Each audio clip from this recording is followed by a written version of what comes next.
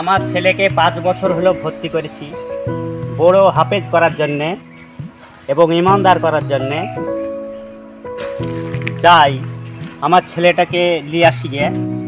ছেলের মাও কান্নাকাটি করছে, আমারও বুকটা কি যেন করছে। দিয়ে দেখি তিনি আমার ছেলেটা মাদ্রাসায় পড়তে দিয়েছি।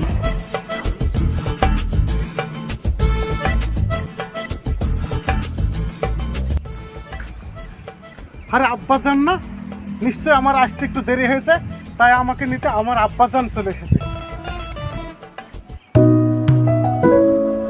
আসসালামু আলাইকুম আব্বাজান। আমার ছেলে ভালোই ইমানদার হয়েছে, আমাকে সালাম দিচ্ছে।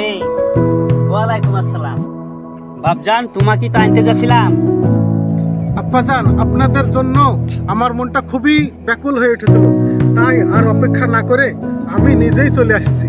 আসো বাপজান, বুকে আসো। বুকটা আমার কিরকম করছে, মেলা দিন দেখিনি ছেলেটাকে। ছেলেটার বুকটা যেন শুকিয়ে গেছে। আসো বাপজান, তোমার মা অপেক্ষা করছে।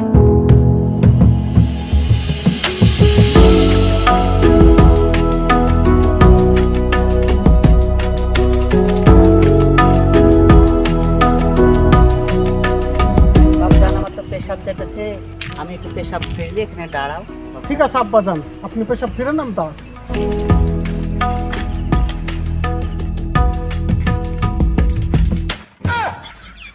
ও আব্বাজান, কি হলো বাপজান?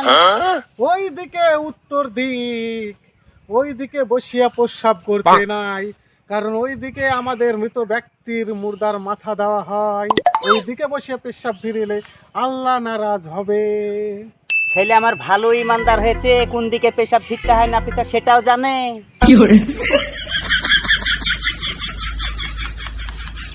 ও আব্বাজান, আবার কি হলো বাপজান?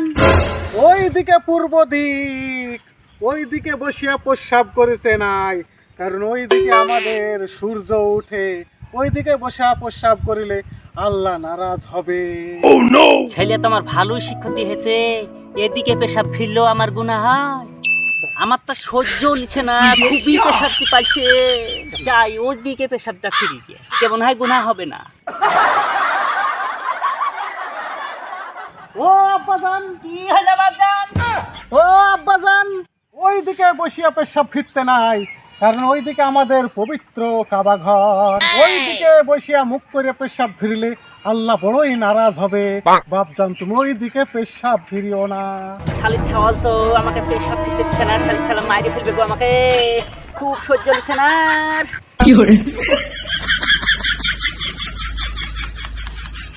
ও আব্বাজান, কি হলো বেটা? তুমি ওই দিকে কোথায় যাচ্ছ? কেন পেশাব ফিরিতে?